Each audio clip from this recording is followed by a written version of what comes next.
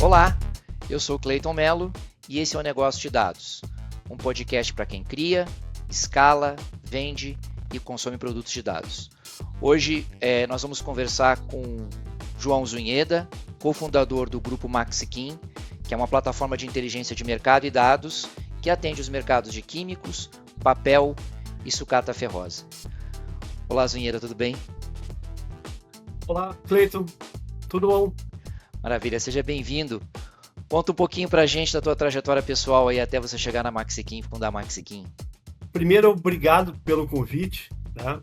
É muito interessante falar e estimulante estar falando contigo sobre a questão de dados. A minha trajetória, eu queria até fazer uma... Eu sei que tu tem, né, um conhecimento muito grande da parte do agro e da parte química, tá? A minha trajetória, eu sou engenheiro químico, começou também de uma relação assim do agro com a indústria química, tá? É interessante.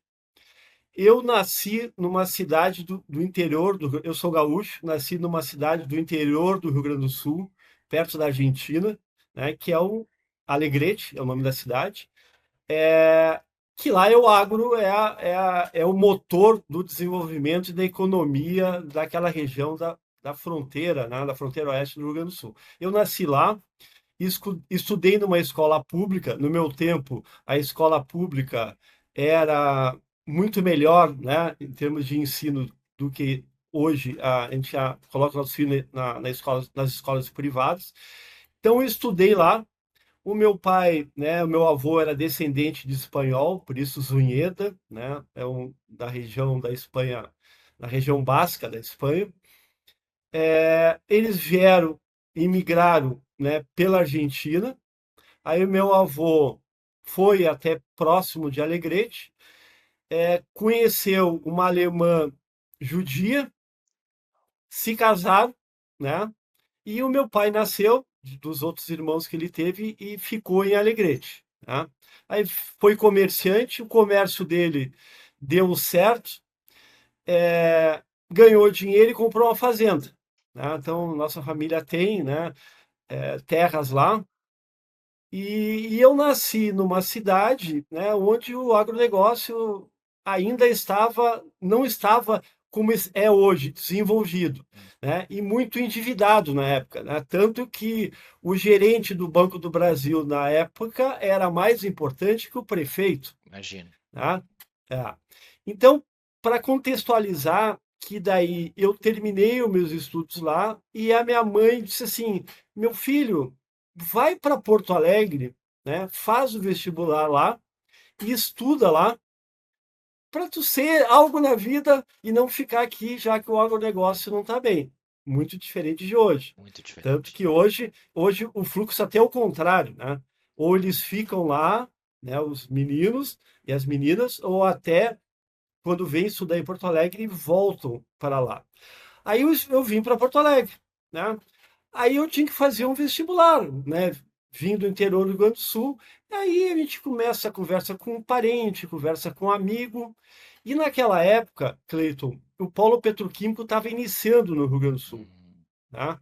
Assim, o grande investimento da fase um do polo petroquímico estava iniciando e estava contratando gente. Então, assim, todo mundo, né, queria ter um emprego naquele grande investimento da indústria, que era o polo petroquímico em Triunfo. Aí o que eu fui fazer?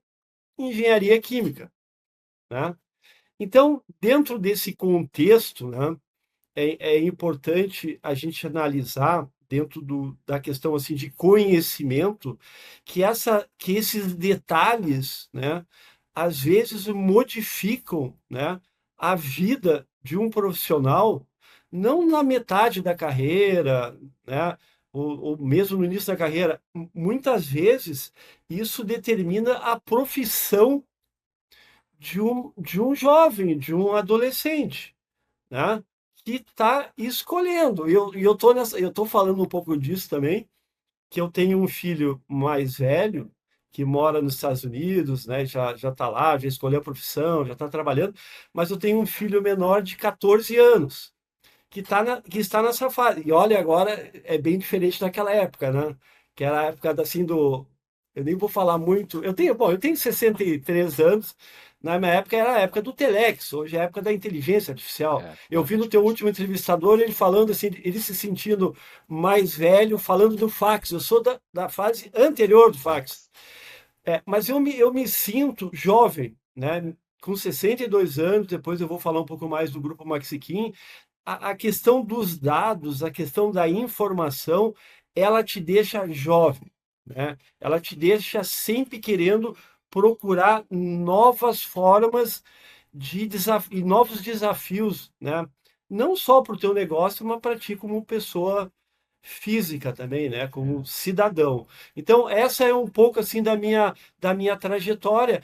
Logicamente que eu fiz engenharia química, me formei, eram épocas difíceis no sentido assim de conseguir emprego, né? Anos 80, final dos anos 70, anos 80, a indústria brasileira em função assim de uma época inflacionária, né? Antes do Plano Cruzado, era difícil conseguir emprego, a indústria né, estava em dificuldades, né, assim, para investimento. Aí surgiu um concurso da Petrobras, né, que se chamava Sempec, um, tinha um concurso da Petrobras que era para entrar nas refinarias, Hum. que era o Sempro, e tinha um concurso da Petrobras para entrar nas petroquímicas, porque a Petrobras ainda naquela época era dona de muitos ativos, principalmente na primeira geração petroquímica, que era o caso lá de Triunfo, né? A Copesul, naquela época, era uma empresa da Petrobras.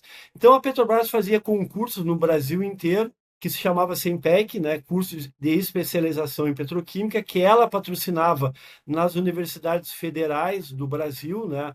No Rio de Janeiro, na Bahia, que tinha polo petroquímico, e no Rio Grande do Sul, que tinha polo petroquímico, a Petrobras participava. E aí tu tinha que prestar um concurso, que era super difícil de entrar.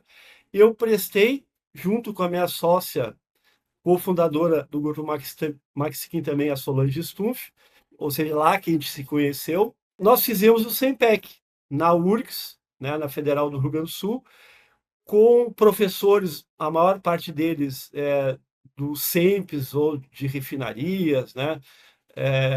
Da própria Petroquisa, na época, que era a unidade petroquímica da Petrobras.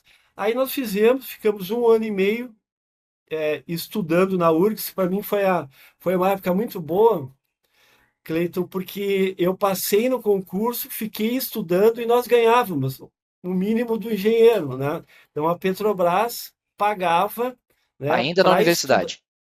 ainda na universidade, né, para a gente poder ver também assim, o contexto, como é que era naquela época assim, mais estatal, né? E de buscar desenvolvimento de pessoas, né? Para entrar no negócio, isso mudou muito.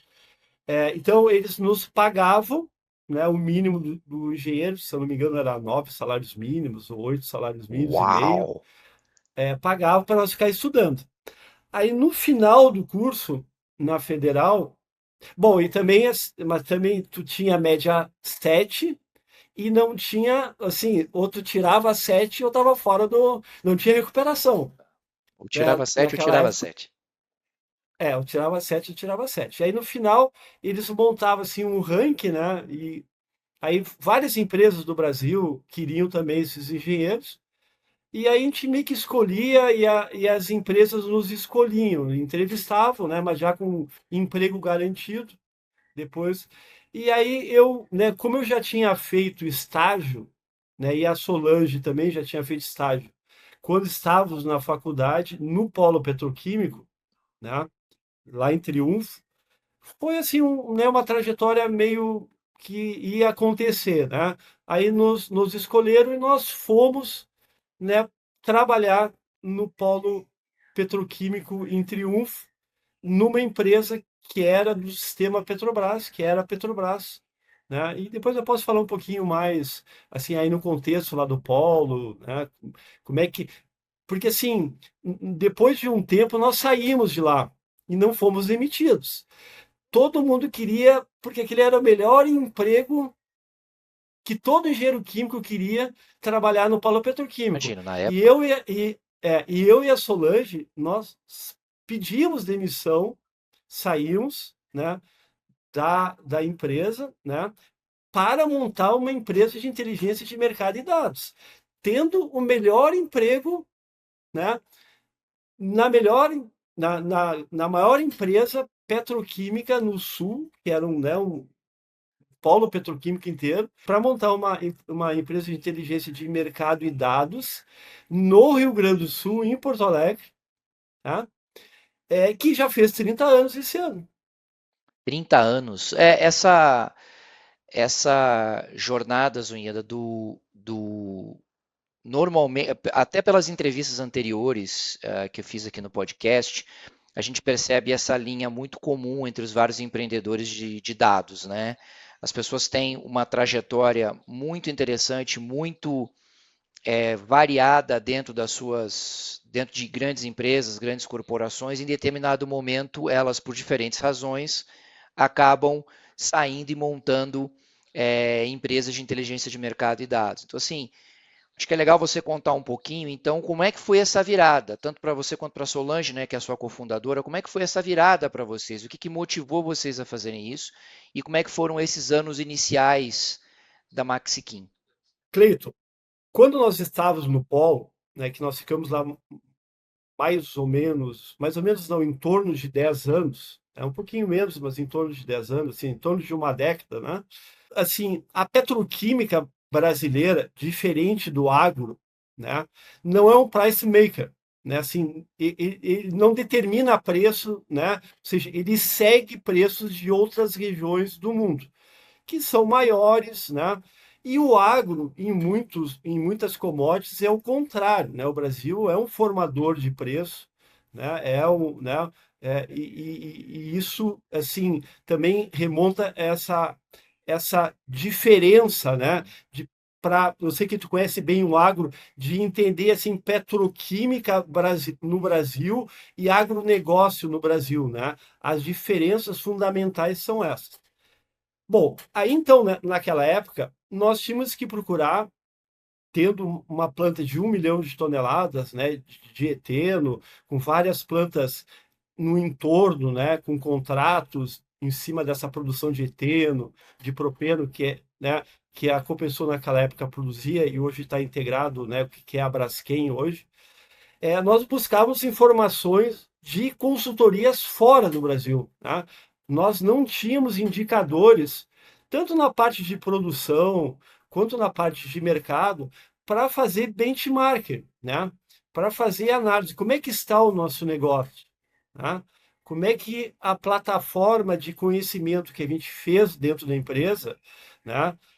Como é que ela se relaciona com indicadores para mostrar se as nossas vendas estão, né, nós estamos vendendo bem, com preços adequados, com margem adequada, a nossa produção está produzindo. Então, nós íamos visitar empresas fora do Brasil e as consultorias vinham para cá trazer informações e essas mesmas consultorias faziam congressos, né, e eventos fora do Brasil e nós, que eu e a Solange éramos nessa área de planejamento e de mercado, nós buscávamos essas informações. E nós começamos a ver que todas essas informações eram construídas fora do Brasil. E tanto a Petroquisa, que era a hold, né, da Petrobras na área de petroquímica, quanto as petroquímicas que estavam em determinadas regiões do Brasil, elas sempre buscavam informações fora, consultores fora, né? E com isso a gente se relacionava com esses consultores, né? E aí eu e a Solange, a gente começou a ver, isso pode ser um negócio, né? Isso pode fazer a gente criar indicadores, né, de preços, né, de negócios, de competitividade, para trazer, criar e disponibilizar na América Latina.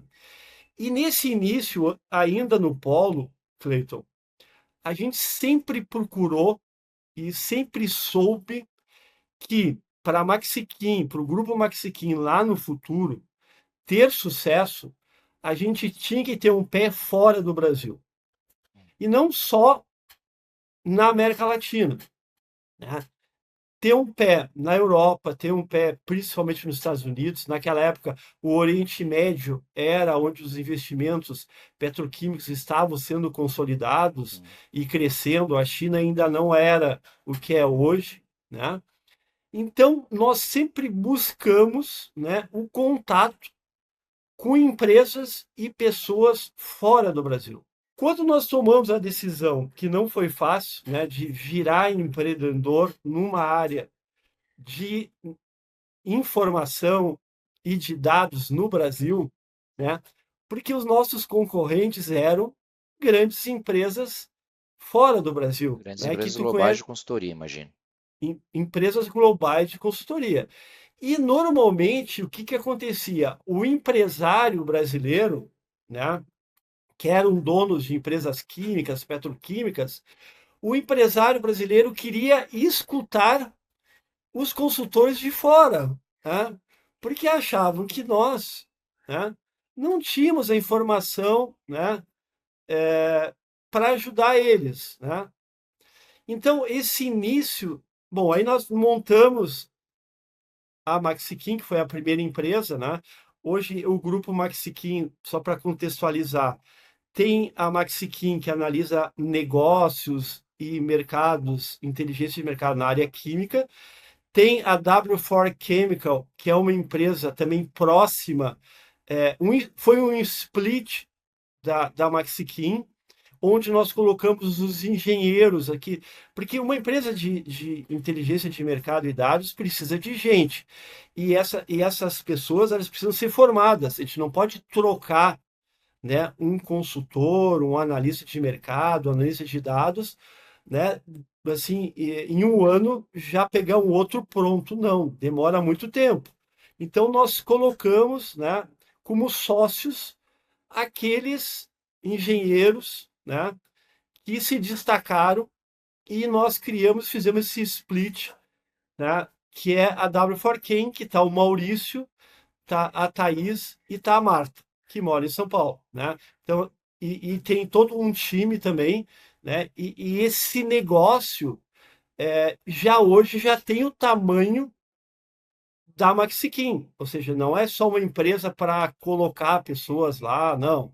É, é uma empresa que hoje já cresceu bastante. E nós identificamos, né, nessa caminhada, que nós precisávamos organizar os dados dentro de um contexto de inteligência que saía de inteligência e de infraestrutura técnica, né? Que saía lá desde o fax, eu não vou falar o telex, de, é, Mas na época já era o de, fax, né? já era o fax, da Maxiquim já era o fax, desde o fax e depois da internet começando até chegar na inteligência artificial hoje, né? Então, nós precisávamos ter uma estrutura de dados robusta, né? E pessoas trabalhando nessa estrutura de dados. Aí nós montamos a MXQ Insight, né? Que é uma empresa de publicações, né? Os dados ficam lá, mas é uma empresa de publicações, e essa empresa de publicações, que depois, mais lá na frente, já trabalha com inteligência artificial, ela se relaciona com a inteligência humana. E as duas conversam junto dentro de plataforma de dados, tá? Hum. Então, tudo isso, né, está dentro desse contexto de uma empresa de inteligência de negócio, de mercado e dados, que vai evoluindo, né? Então, essa história tem 30 anos, Cleiton, né? Então, esse negócio vai evoluindo, vai escalando, né? Não só a gente está pensando hoje nessa nova fase de IA. Eu tive a fase que a internet entrou, nós montamos uma empresa de internet, né? De internet mesmo, que a internet naquela época era a grande que se chamava conceito web, né? Era a inteligência artificial de hoje. Nós montamos uma empresa dessas, não demorou 1 ano e meio, fomos comprados, né? E essa empresa que chamava Conceito Web, que também tem essa relação assim do humano, né, com a internet na época e hoje com o IA, né? Uma empresa do Rio de Janeiro, na área de plataforma de negócio, na área química, levou e comprou e levou, né? Então, assim, essa modernidade está com a gente em toda essa fase, todas essas fases do grupo Maxiquim, né? E a questão de conhecimento, ela está interligada diretamente com dados e com pessoas, né? E aí se cria a inteligência que a gente chama o conhecimento gerando valor para os nossos clientes. Fantástico. Você acabou de contar um pouco da história, como é que as empresas do grupo se formaram, né? E aqui a gente tenta muito entender como é que os produtos de dados eles nascem dentro das empresas, né? Então, assim, obviamente eu conheço um pouco da história da Maxiquim, a gente se conhece já há algum tempo, eu sei que vocês começaram como uma empresa mais de consultoria, de projetos de consultoria, e aos poucos vocês foram desenvolvendo esses produtos da MXQ Insights, né? Que é justamente essa parte de dados. Eu queria que você contasse um pouquinho para a gente justamente essa transição, quer dizer, como é que você vai de uma empresa mais focada em projetos de consultoria específicos para uma empresa que faz mais análises genéricas de mercado e traduz isso em produtos de dados que você vende como publicações. Conta um pouquinho para a gente como é que foi esse processo. Nós fizemos assim um benchmarking, né, do que estava acontecendo, assim, mais ou menos no ano 10, né, o ano 8, assim, da Maxiquim, desses 30 anos, nós começamos assim, aí já estavam um pouco mais robustos, os clientes, né, já começaram a nos contratar no Brasil, né, e não só os consultores externos, né, já nos contrataram. Quando eu ia fazer palestras em São Paulo, né, e às vezes, né, na Fiesp ou em algum cliente, eles já aceitavam assim, por que que um gaúcho está aqui falando com esse sotaque gaúcho, né? Então, assim, a gente já estava numa fase mais robusta, assim, das pessoas nos conhecendo, né? Porque aí a gente falava muito com jornalistas, isso nos ajudou muito, né? Ou seja, ter o contato, ser fonte de referência para jornalistas, né? Foi determinante para nós, né? Dos jornais da época, né? Econômicos, assim, a gente sempre falava, sempre dava opinião. Então, essa era uma parte importante. Mas, Cleiton, na parte de dados, né? Ali, quando começou a surgir os nossos primeiros produtos, a gente começou a analisar que faltava nesse benchmarking, faltava referências de preços na América Latina para as commodities que lá a gente conhecia bem, que eram as commodities petroquímicas, né? Eteno, benzeno, né? Polietilenos, né? Que eram feitos de eteno, polipropileno, que eram feitos. Ou seja, as commodities petroquímicas que eram comercializadas aqui na região, na América Latina, principalmente Argentina, e Brasil, que eram onde estavam os polos petroquímicos maiores, né? Nós identificamos que os preços que eram comercializados eram preços internacionais, mais frete, mais custos de internação, comercializados como referência aqui no Brasil. Não tinha o custo, não tinha o preço polietileno alta densidade Brasil, né? Ou Os Argentina, preços eram né? baseados em paridade de importação e não em preço doméstico efetivamente descoberto, né? Perfeito, perfeito. Aí nós tínhamos o contato naquelas nossas viagens, né? de congressos lá dentro do polo petroquímico e no início da Maxiquim, e no início da Maxiquim era mais difícil, porque daí quem pagava era nós, não era o nosso empregador, né? Ou seja, É tinha que verdade. fazer uma viagem para Houston, né? Ou para tinha o IPCA em Mônaco, imagina, né? O custo para ir para Mônaco, né? Então assim, era nós que pagávamos. Então, em vez de eu e a Solange ia só um, né? Ou não ia num ano, mas assim nós conhecíamos as pessoas daquela época e nesses congressos que nós participávamos, nós já conhecíamos, né, as pessoas que estavam. E numa dessas viagens, né, nessas viagens, nós conhecemos a Rina Quijada, que tinha trabalhado na maior consultoria na área química e petroquímica, que ficava no Texas, em Houston, que era o CMEI, né, Chemical Market Intelligence, né? Que era o CMEI, que nós íamos no Congresso, toda a petroquímica brasileira ia no Congresso que eles faziam em Houston lá em março ou abril de cada ano. E a Rina Quijada, nós já estávamos no ano 10, 12 aí, resolveu montar uma empresa em Miami, né, nos Estados Unidos, como a Maxiquim tinha montado há 10, 12 anos antes.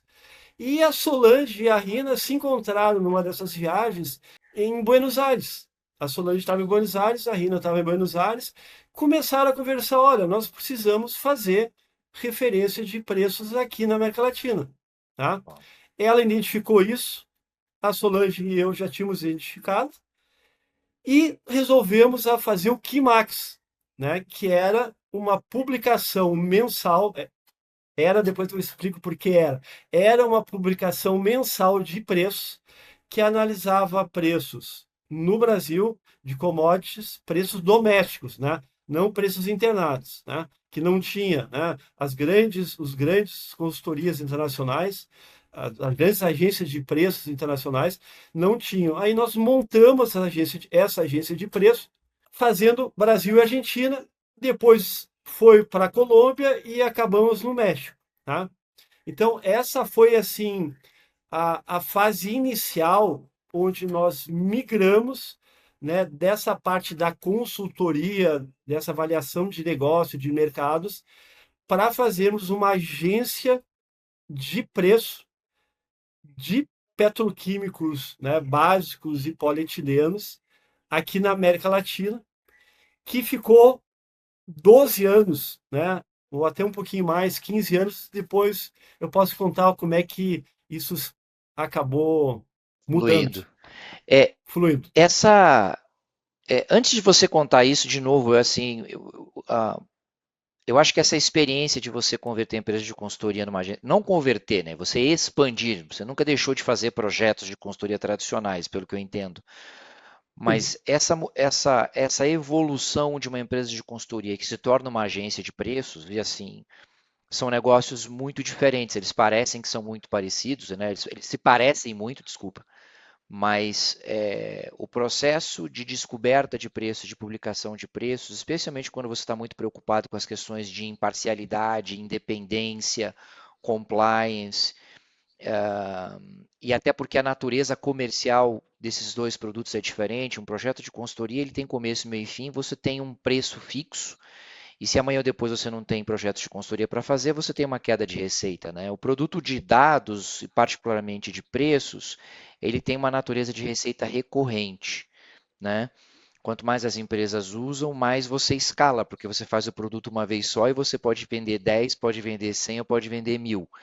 Então, essa transição, para mim, ela é sempre muito curiosa e eu acho que tem muitas empresas que podem estar nos escutando agora que tem interesse em converter, em produtizar isso. Isso apareceu na última entrevista que foi ao ar, né? Na data de hoje da gravação, a última entrevista que foi ao ar foi com o Marcos Rubim, da Vires. Ele contou um pouco dessa transição, né? Da empresa de consultoria para uma empresa que é consultoria mais dados recorrentes, né, de receita recorrente. Então, esse ponto para mim é sempre um ponto muito, muito interessante e eu acho que é interessante para algumas das pessoas que estão nos ouvindo, nos assistindo agora. Conta um pouquinho para a gente, um pouco mais no detalhe, como é que foi isso? Você teve que contratar gente nova, não teve que contratar gente nova? Você teve que desenvolver software, sistemas, plataformas, não teve? O que que você teve que fazer nesse lado, né, no lado de dados e de preços, que foi diferente do que você já fazia em consultoria e quais foram os grandes desafios? O que que foi mais difícil? Eu vou responder pelo final, né, para a gente poder chegar assim na construção. Uma agência de preço, ou seja, um preço, né, que é analisado, né, e avaliado e publicado e é utilizado por uma empresa, tem valor, né, se ele é utilizado como um contrato, num contrato de compra e venda. Então, nós sabíamos que a gente precisava conversar com as pessoas certas que estavam no negócio, né? E essas pessoas, elas tinham que dar uma informação que para elas era fundamental e estratégica, que era o preço que ela estava comercializando, Uhum, ou comprando ou vendendo. E nós entendíamos, Cleiton, né, e isso tu conhece muito bem, que quem compra fala de um jeito e quem vende fala de outro jeito, porque um quer colocar o seu preço de compra mais barato, né? uhum, E quem naturalmente. vende quer colocar o seu preço de venda mais caro. Então, nesse relacionamento, né, tu tem que criar um networking fundamental. No início, eram os fundadores, eu e a Solange, né, que ligavam, e a Rina no Kimax, né, dando o exemplo do Kimax, e a Rina nos Estados Unidos. Logicamente que daí eu falo, eu volto a falar aquele ponto inicial que eu disse assim, olha, desde o ano 1 nós procurávamos ter pessoas e contatos com gente que estava fora do Brasil, porque nosso mercado não era price maker. Então, assim, na hora que a Rina entrou, né, como nossa sócia no Kimax, mas eu e a Solange, e principalmente no Kimax a Solange, nós começamos a criar um relacionamento com as empresas, com os líderes na área comercial dessas empresas, tanto para quem compra, para quem vende, para publicar preços, e esses preços concorriam, entre aspas, com os preços internados das grandes consultorias internacionais. Então, era assim, era uma luta de gigantes, né, contra pequenos consultores, mesmo que tivesse a Rina, né, em Uhum. Miami, era uma luta de titãs contra a gente. E nós vencemos. Por quê? Porque os dados eram críveis e eram dados que entravam na relação de contratos das empresas, Uhum. aqui na Argentina, né? Mas precisávamos plataformas de dados, né, para isso, que naquela época um só produto era mais fácil, mas a entrega do dado naquela época era fundamental, né? E aí veio o PDF, né?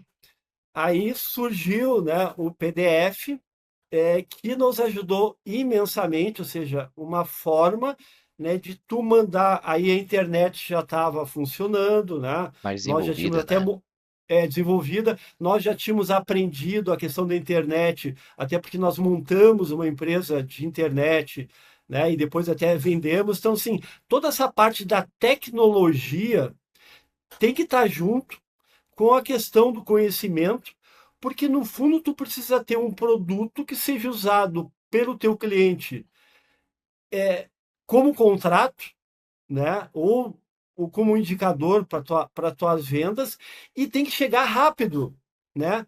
Na hora que os contratos estão sendo renegociados ou que estão mês a mês os contratos estão sendo alterados em função dos teus dados.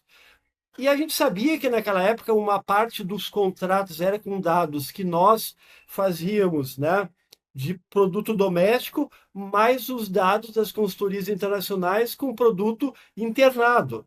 Às vezes mudava, né, mais para o internado, às vezes mudava mais para o doméstico, né? Mas esse dado ele tinha que chegar rápido.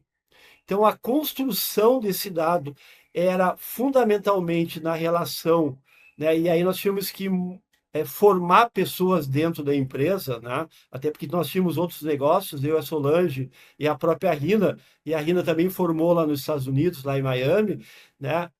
Nós precisávamos formar pessoas para essas pessoas se relacionar no mercado e nós entregarmos essas informações, como é até hoje na outra agência de preços que nós temos, no dia primeiro, né? Hoje, se não chega o dado no dia primeiro, a 1 da manhã, eles já estão ligando, né? Se tiver um problema técnico, né? E a internet naquela época era mais difícil, né? Ou seja, nós tínhamos que montar o PDF, entregar o PDF no sistema para vários clientes, várias pessoas.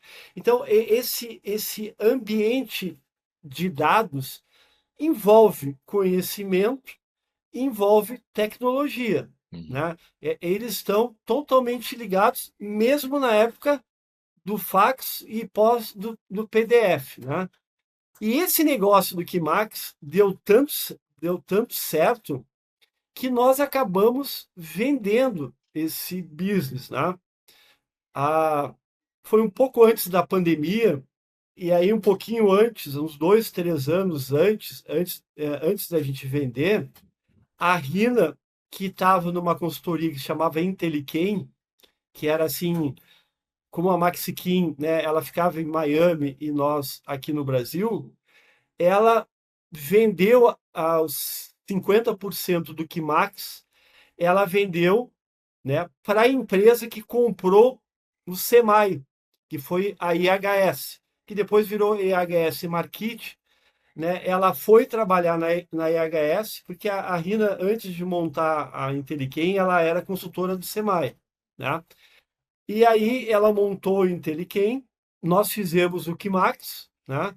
E depois do ano 10, mais ou menos, do Kimax, ela vendeu a parte dela, que era 50%, vendeu para a IHS Markit, e aí nós ficamos sócios da IHS Markit por uns 3 ou 4 anos. Até a IHS Markit vendeu o negócio de inteligência de dados, né, e de negócio, de eventos dela, para a Standard Poor's, pela bagatela de 30 bilhões de dólares. Lógico que a gente não, né, a gente muito menor que isso, infinitamente menor que isso, mas assim, esse negócio de inteligência, pessoal, e Cleiton, em países, né, como a China, Estados Unidos, que é muito maior que o Brasil, chega a valores, né, Bilionários. bilionários. Uhum. Né? Então, assim, esses dados, essa inteligência tem valor, né? É, eu sempre digo, né, para as empresas assim como a nossa, né, de outros setores, né, esse negócio tem valor. E isso, né, depois de 30 anos, para mim e para a Solange, e hoje nós somos mais de 20 pessoas, né, no grupo, ou seja, são pessoas que estão trabalhando lá, a maior parte engenheiro químico, mas também hoje a gente já tem bastante pessoas na área de TI também, né, de estatísticos. E isso forma pessoas e as pessoas vão trabalhar nessas empresas. Isso é comum nos Estados Unidos, mas aqui até isso se consolidar, né, e se consolidou, né, e a gente vendeu isso, né, se mostrou que a gente estava no caminho certo, né, que Sem nós dúvida. trilhamos, né, caminho certo. E para concluir, né, essa parte do Kimax, aí a Rina voltou para a IHS, a IHS Markit vendeu para a Standard Poor's, né? Aí nós vendemos antes para a IHS, aí nós continuamos prestando serviço na parte de preços de commodities de resinas virgens, não recicladas, né? A IHS vendeu para a Standard Poor's, aí, por uma questão, eles tiveram que vender esse negócio para a Dow Jones, né? para não ficar com uma concentração muito grande na Standard Poor's, na S&P. Aí eles venderam, aí a Dow Jones fez o CMEI, Chemical Market Analytics. Então, hoje nós somos prestadores de serviços na plataforma deles, que também é utilizado esses dados como preços, né, nos países que nós fizemos, né, no início. Impressionante ouvir essa história que você acabou de contar, Zunheda. Assim, óbvio, eu estou nesse mercado há muitos anos, eu conheço, eu venho de agência de preço, trabalhei muitos anos em agência de preço, mas eu acho que para as pessoas que estão nos ouvindo, talvez isso não seja tão claro como é para mim e para você. Por isso que eu acho que é importante pontuar. A história que você acabou de contar para a gente demonstra claramente o tamanho do valor de informações de dados confiáveis, regulares, em mercados, obviamente, que são bons pagadores, né, que têm preços médios altos, obviamente não é qualquer mercado de commodities, especialmente em que você vai conseguir extrair esse valor todo. Né? Eu acho, por exemplo, que em produtos industrializados, particularmente petróleo, derivados de petróleo, químicos petroquímicos, é, é, provavelmente você consegue capturar valores, preços médios pelos seus produtos de dados acima de mercados com preços mais baixos, como por exemplo commodities agrícolas. É uma realidade quando você olha o mercado de agências de preços, mas essa a atividade de M&A ou de Mergers and Acquisitions, né, de transações de empresas, de compra e venda de empresas, é muito interessante. Você mencionou só nessa tua última resposta, você mencionou pelo menos umas 2 ou 3 transações, inclusive transações em que a concentração de mercado no processo de descoberta de preços foi tamanha que os órgãos reguladores internacionais obrigaram as empresas a se desfazerem de pedaços das empresas, né, ou do resultado dessas fusões para garantir o mínimo de competição dentro do mercado. Quer dizer, eu acho que é importante pontuar isso para quem está nos ouvindo, né? Eu acho também que essa história do PDF que você acabou de contar, ela é fantástica. Quer dizer, essa evolução do Telex para o fax para o PDF. Hoje em dia todo mundo entra numa plataforma, tem um login e uma senha, e consegue ver o preço, mas essa evolução é uma evolução muito, muito curiosa, muito interessante, né? Para quem está nos ouvindo e que tem interesse em ou criar empresas de dados ou converter suas empresas que já existem em empresas de dados, fica a mensagem de que dá para começar muito simples, né? E evoluir a partir daí. Eu acho que essa história é uma história muito legal. Agora eu queria evoluir um pouquinho. Ok, você começou na consultoria, com projetos de consultoria, você foi em função de alianças no mercado, de networking e também das necessidades que você estava escutando dos seus clientes, você e a Solange começaram a desenvolver produtos de dados, ou seja, vocês começaram a produtizar, essa não é uma palavra da língua portuguesa, obviamente a gente está usando uma licença aqui para falar isso, mas você começou a produtizar a consultoria até o ponto em que você trouxe a gente, né, inclusive de transações de compra e venda de empresas. Ok, você tem o produto, você desenvolveu o produto, aí começam outros desafios, né? Como é que você promove, como é que você vende, como é que você convence o cliente a comprar, como é que você lida com a concorrência, por exemplo, essa coisa de você lidar com grandes empresas internacionais, ou seja, como é que você escala a empresa. Tá bom, eu tenho um produto de dados, eu vendo hoje 100, como é que eu posso chegar a 1.000? Então, eu queria que você contasse um pouco para a gente disso, como é que foi esse processo a partir do momento em que vocês começaram a produzir esses produtos, a entregar esses produtos de dados. E essa excelente pergunta, Cleiton. Isso no início para nós foi um grande problema, tá? Primeiro, né, nós estávamos no Brasil, né, competindo com grandes empresas globais que não tinham pessoas aqui no Brasil para fazer, mas eles podiam fazer facilmente, né? Podiam criar e depois até criaram, né, essas pessoas aqui.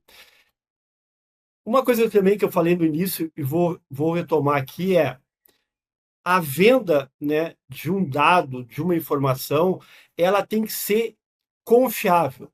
Ela tem que ter a força de os clientes e os mercados e até os concorrentes entenderem que ela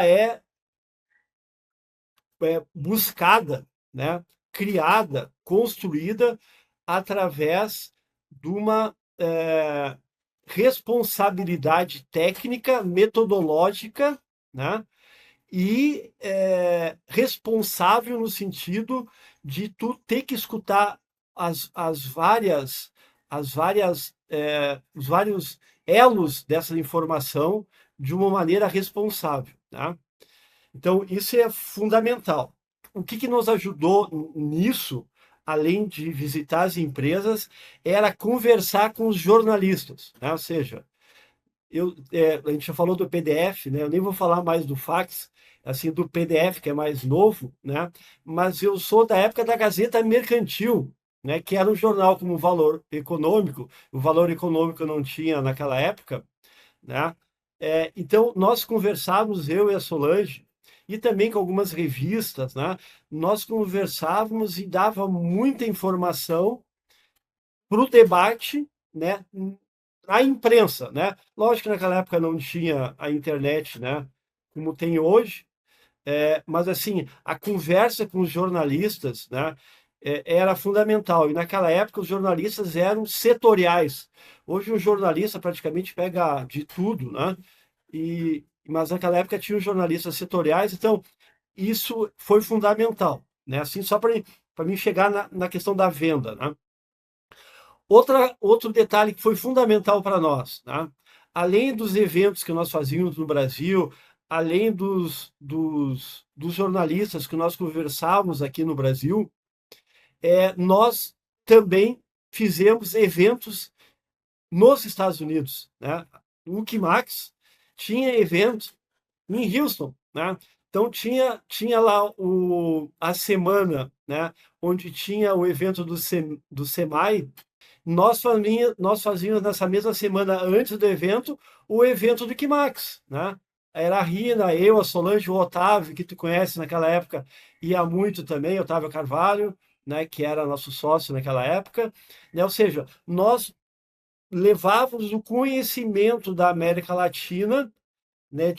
Da nossa agência de preço, das análises de mercados, para fazer um evento nos Estados Unidos, no Texas, onde tudo acontecia em petroquímica e petróleo.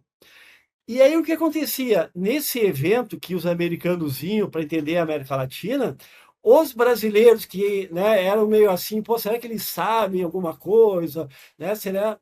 Nós estávamos falando para os americanos de América Latina, né? E os brasileiros olhando lá e nos assistindo também. Então, esse relacionamento, né, de tu também ser grande, né, mostrar que tu é grande, porque desde o início a gente sempre teve esse viés de mundo, principalmente nas Américas, né? Então, todos esses eventos que tu conhece bem que aconteceu de M&A, das grandes consultorias americanas e inglesas, né, principalmente as americanas, nós estávamos no meio dela, né? Nós participamos, né? Assim, por estar com informação, né? E esses eventos também lá em Houston que nós fazíamos, lá no Texas, nos Estados Unidos, também nos ajudou muito na questão da venda, né? Porque daí nós éramos muito conhecidos. Isso que eu quero dizer assim, o dado, né? Mesmo hoje na era de TI, na área de inteligência artificial, o dado tem que estar junto com uma pessoa, tem que estar junto com uma pessoa, né? Ou seja, aquele dado ele precisa, se alguém explicar ele, se alguém falar dele, né? Vender aquele dado como um conhecimento, aquilo vai ter um valor enorme, né? Então, eu sempre digo, nesse mundo que nós estamos hoje de inteligência artificial, que eu acho fundamental, e isso nós já trouxemos para o nosso negócio, já é uma realidade, esse dado tem que estar com uma voz humana para ajudar a dar uma concretude ao dado, como negócio, Uhum. né? E, logicamente, que as ferramentas hoje são várias, né? Que às vezes não é só um consultor, às vezes né, é só uma voz, né, para explicar, né? Hoje tem várias ferramentas que podem ajudar a fundamentar esse dado. E aí, nesse momento que a gente tinha isso, nós começamos a migrar para MSK Insight, né? Que a gente viu que as plataformas que a gente tinha, elas precisavam de uma base, né, tecnológica, né, na nuvem, né, de segurança, né, fundamental, que depois a gente É, pode falar um pouquinho mais com detalhes, né, para esses dados chegarem não mais por PDF, né, mas chegar no celular do decisor, sim, de quem está assinando, né, aquela informação. E esse dado tem que ter uma voz para fundamentar, que às vezes é uma voz de um consultor, às vezes é uma voz gravada. Hoje já tem inteligência artificial, que a gente já está começando a trabalhar para, né, para essa inteligência artificial se relacionar, né, com os nossos clientes, né? Então, aí entrou a MSK Insight, né? Ou seja, todo investimento que não é pouco, né, de pessoas, né, para a gente vender, né? E aí, né, no início, essa venda que era muito em função de participação em seminários, né, participação em congressos, nós mesmos fazendo congressos e seminários fora do Brasil, né, ela teve que ir, né, para uma venda, né, no mundo digital, né?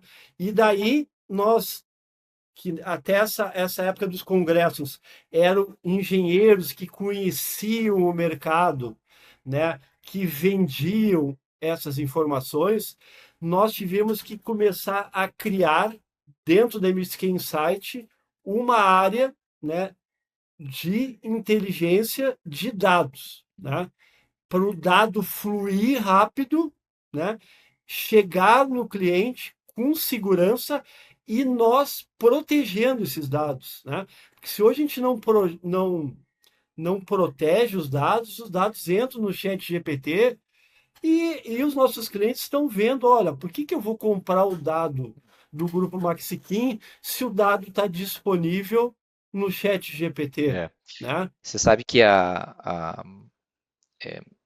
eu participei de alguns debates, algumas discussões a respeito do que se fazer com inteligência artificial dentro de grandes produtores de dados, né, que tem massas históricas de dados, 50 anos, às vezes décadas de informações de mercado, especialmente preços, mas não só preços, né? E o grande dilema era justamente esse ponto que você trouxe, que é como que você não perde controle do histórico dos dados. Porque, obviamente, esse é o é a matéria, é o valor que uma empresa de dados ou uma agência de preços, né? Uma agência de preços é um dos tipos de empresas de dados, né? Como é que uma agência de preços não destrói valor ao entregar totalmente essa massa histórica de dados, essa base de dados histórica? E houve todo tipo de discussão a respeito de como proteger esses dados e o que eu tenho visto, pelo menos, são iniciativas para tentar, ao invés de entregar os dados para os usuários e eventualmente perder o controle desses dados históricos, é tentar trazer os dados dos clientes para dentro do seu data lake, dentro do seu ecossistema, e deixar que o usuário, que o cliente faça ou utilize a inteligência artificial do jeito que quiser utilizar, né? Mas dentro de uma solução fechada do próprio provedor de dados. Essa é uma das soluções que eu tenho escutado como uma das soluções possíveis. Mas é um dilema muito grande, assim, porque você cai num problema que é o seu grande cliente, que às vezes é uma grande empresa global de petróleo, ou de químicos, ou de metais, por exemplo, ele também se preocupa com a segurança da sua informação. Ele não quer pegar essa informação e colocar dentro de um ambiente de dados que não lhe pertence, sobre o qual ele não tem total controle. Então é um grande dilema. O que você trouxe, eu acho que é um dos maiores desafios que a gente tem, que o mercado tem para resolver e acelerar a adoção de soluções de inteligência artificial para o mercado de dados. Eu diria qualquer mercado, mas o mercado de commodities especificamente é muito complicado. Então é muito legal você estar trazendo essa visão. Você sabe que você adiantou uma das perguntas que eu ia te fazer, né? Porque essa pergunta é uma pergunta que eu tenho feito para os vários empreendedores de dados com quem eu conversei, e eles têm opiniões um pouco variadas a respeito disso, né? A respeito de como é que a inteligência artificial cria valor, gera valor não só para a empresa, o negócio, o provedor de dados, mas para os seus clientes, né? Para os seus usuários aí no mercado. E se eu entendi bem o que você colocou, você enxerga que a inteligência artificial pode resolver vários problemas, mas ela ainda precisa de um elemento humano para contextualizar o dado como vem. É isso mesmo? Fala um pouquinho mais sobre isso para a gente, sobre a tua opinião de como é que a IA se aplica aos negócios de dados. Legal. Cleiton, nós vendemos o negócio de resinas virgens, né, do Kimax, Uhum, mas nós temos hoje uma agência de preço de produtos reciclados, ou seja, commodities, né, commodities é, petroquímicas, né, tipo polietileno, PET, né, que são reciclados. Hoje para tu ter uma ideia, no Brasil, né, vamos dizer assim, né, do total dos 8, 9 milhões de resinas, né, que são comercializadas no Brasil, vendidas no Brasil, hoje 10, 11% já são resinas PCR, né, recicladas. uhum, Né? Hoje, mais de 10%, né, 11%. E isso também nós identificamos nesses ciclos de conhecimento, né, de entendimento do negócio, nós identificamos. E hoje, né, nós somos referência no Brasil, né, e até na América Latina, né, porque a gente faz no Brasil, faz na Argentina, faz no Chile, faz na Colômbia, e há 2 anos nós estamos fazendo no México. Né? Ou seja, as empresas já utilizam como a nossa agência de preço para produto plástico PCR, produto plástico reciclado, que o Maurício é o líder, né? E todo mundo conhece ele nesse negócio, né? De produtos plásticos reciclados, né? O que a gente identificou lá desde o Kimax, né? Que era de produtos plásticos, resinas virgens, e agora nesse negócio que é nosso, né? Que nós somos donos 100%, né? O que nós identificamos, assim? Essa informação construída com toda aquela metodologia que eu falei lá no início, né? A gente entrega para clientes, e hoje nós temos vários clientes no Brasil, em toda a cadeia, né? Os brand owners, desde os produtores até os brand owners são os nossos clientes, né? O que a gente identifica? A proteção desse dado é difícil num país da América Latina, né? Porque sempre vai ter alguém, né, que vai passar, né, essa informação para um amigo, para um cliente, né, que não vai comprar e vai usar aquela informação, né? Então, a proteção, né, essa plataforma que ficaria com a gente, como tu falou, e não com o cliente, ela é difícil de construir para empresas grandes que não querem, né? Ela quer estar na sua plataforma e não na plataforma do seu fornecedor. Então, isso é uma coisa assim meio difícil, eu acho hoje ainda, né, de construir. O que a gente faz? A gente bota alguns rastreadores nessa informação, né, com algumas tecnologias, e a gente sabe quando essa informação passa para alguém e esse alguém usa essa informação, a gente identifica quem usou e quem passou. Isso é um processo, né? Se a gente sabe que isso aí, olha, estão deixando de usar e estão usando muito a informação de que um está passando para 20, a gente vai identificar esse um e vai entrar com um processo, né, na justiça dizendo que ele está usando, né? Porque a gente mostra que essa informação, né, só ele pode usar. Então, assim, a gente conseguiu criar rastreadores, né, para saber até onde e quem está usando essa informação, né? Então, a gente nunca vai querer usar, e não usou até agora, né, mas já sabe e falamos, né, e os clientes deixaram de passar a informação para frente. Tu imagina hoje por WhatsApp, né? A gente até deixou de passar por PDF em alguns casos por causa disso, né? Porque fácil mas de a gente também repassar a informação. mas a gente também colocou alguns rastreadores no PDF. Então, assim, hoje já tem tecnologias para tu identificar quem está fazendo uso indevido, desse dado, dessa informação, né? E até um determinado momento a gente vai e conversa, né? E mostra, né? Aí chega uma hora que é só via O judicial, tá? judiciário que resolve. É. Que A minha resolva, né? experiência, a esmagadora maioria dos casos se resolve com a primeira ou a segunda conversa, mas Isso, para nós também, para nós, para infelizmente nós esse é um também. desafio, desafio de quebra de propriedade intelectual, porque isso é roubo, né? É, Isso tem nome e é, sobrenome. O fato de o teu produto não ser um produto tangível, que o ladrão pega e carrega de um lado para outro, repassa para um receptador, por exemplo, ah, não quer dizer que isso não seja um roubo, né, de propriedade intelectual. Então, esse é um dos grandes desafios, eu diria, em algumas geografias mais do que outras, tá?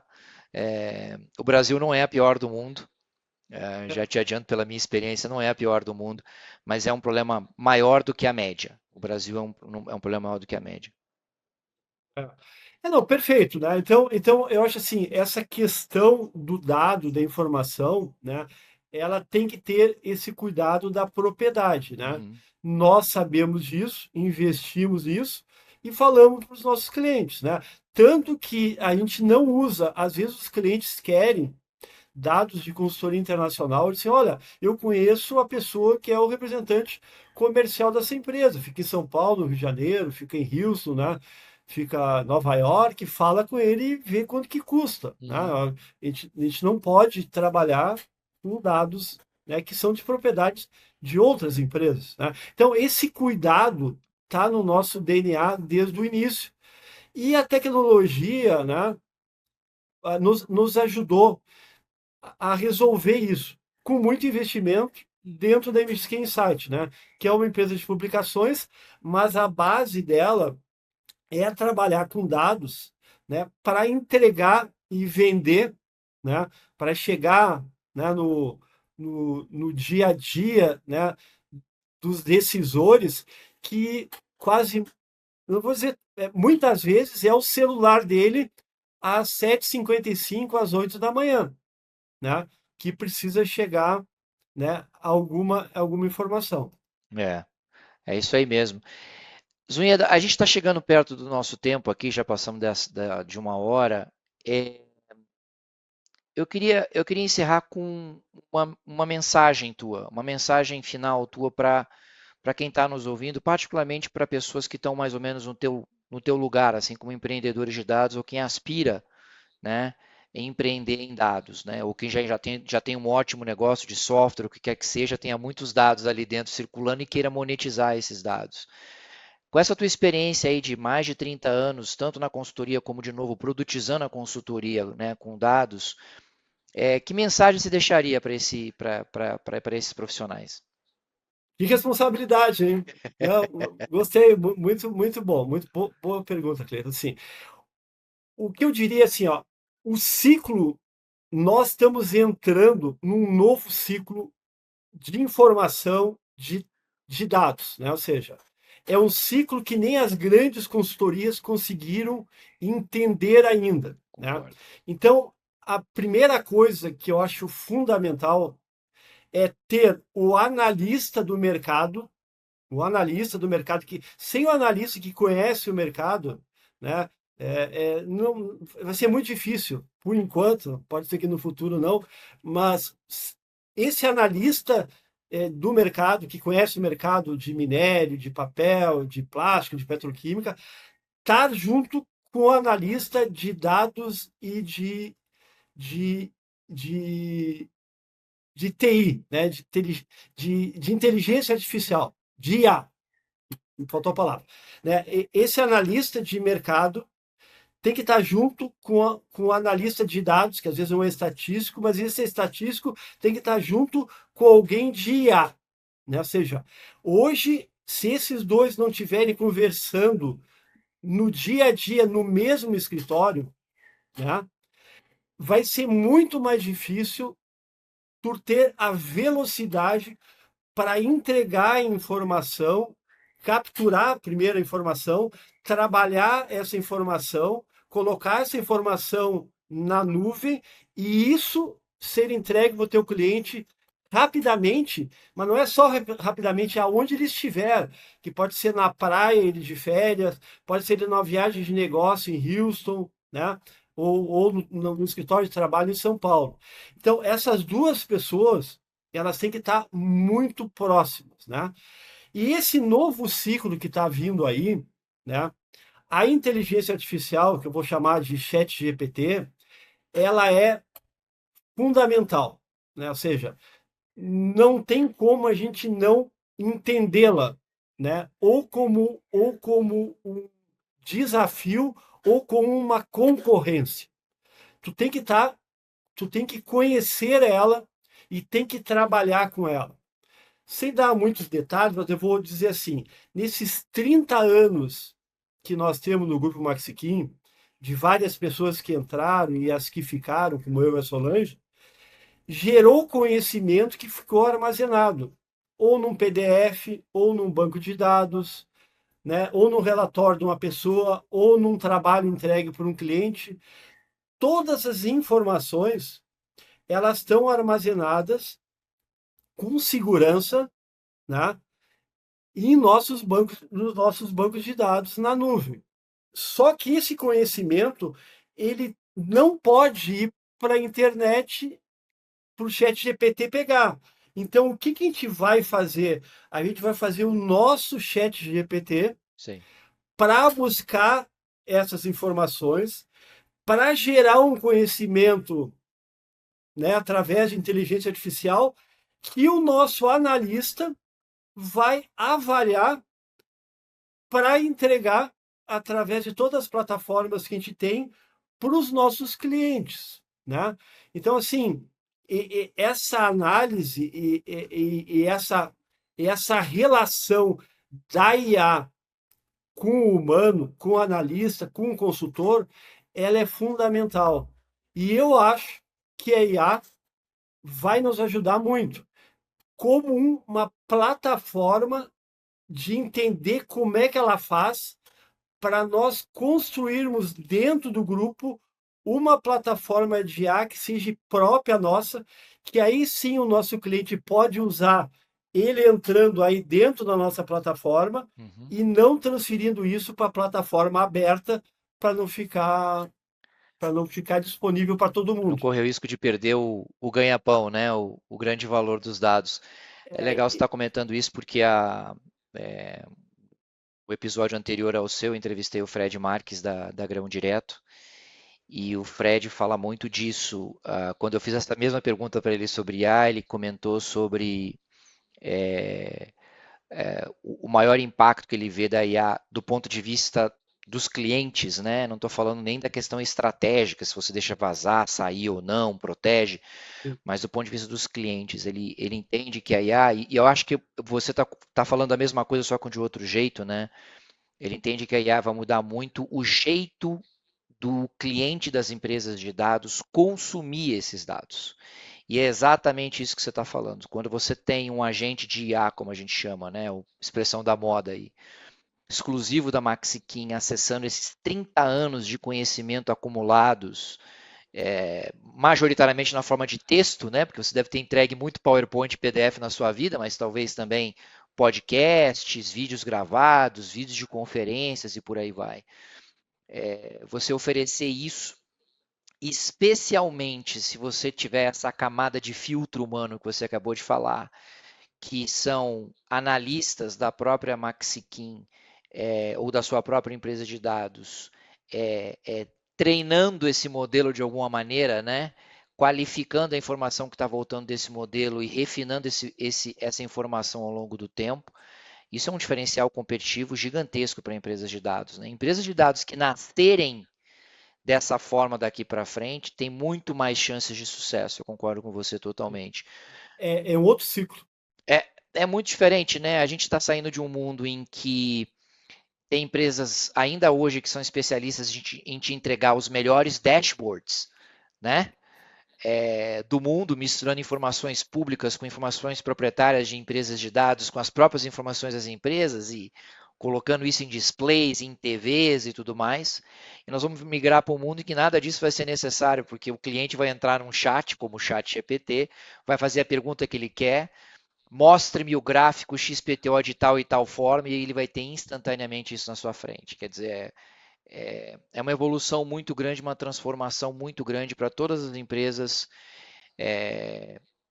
exclusivamente de dados, ou como a sua, que tem serviço de consultoria, mas também tem dados dentro. Isso vai mudar completamente a forma como nós interagimos com os dados e, portanto, mudar completamente como o mercado de inteligência de mercado e dados vai entregar os seus produtos e como os seus clientes vão consumi-los, né? Eu acho que é uma mudança muito grande. Zunheda, chegamos no final. Como é que as pessoas te encontram? Quem quiser saber mais da Maxiquim, do grupo Maxiquim, da MXQ Insights, do João Zunheda, da Solange, como é que as pessoas podem encontrar vocês? Hoje nós somos bem conhecidos, né, no LinkedIn, nós estamos lá, se colocar Zuneda vai aparecer, Maxiquim, né, a W4, a Intelliquem, né, no Instagram também nós participamos, estamos lá, né, então assim, com certeza vão nos achar, e eu terei né, assim, o mesmo prazer de conversar, e eu queria concluir, Cleito, dizendo assim, que esse movimento tem que ter na cabeça do empreendedor. O empreendedor tem que ser jovem, né? Dados, eles trabalham bem com pessoas que têm na sua mentalidade, né, a questão da juventude, né? Lógico que a experiência é fundamental, né? Muitos pagam a gente para falar em função da nossa experiência, mas assim, a nossa empresa ela é muito jovem, né? Então, assim, ter jovens trabalhando dessa nova geração, ela é fundamental. E eu vou te dizer assim, que a gente não falou para ninguém ainda, né? Vou te dar assim em primeira mão, não vou dar detalhes, mas assim, esse novo ciclo que né, tu falaste, você falou nessa última pergunta, né? Nós vamos lançar agora no início do ano que vem, né? O Max e a Kim, né? Que são duas figuras que a gente quer, né? O Max, né? É o rapaz, e a Kim, a K-I-M, né?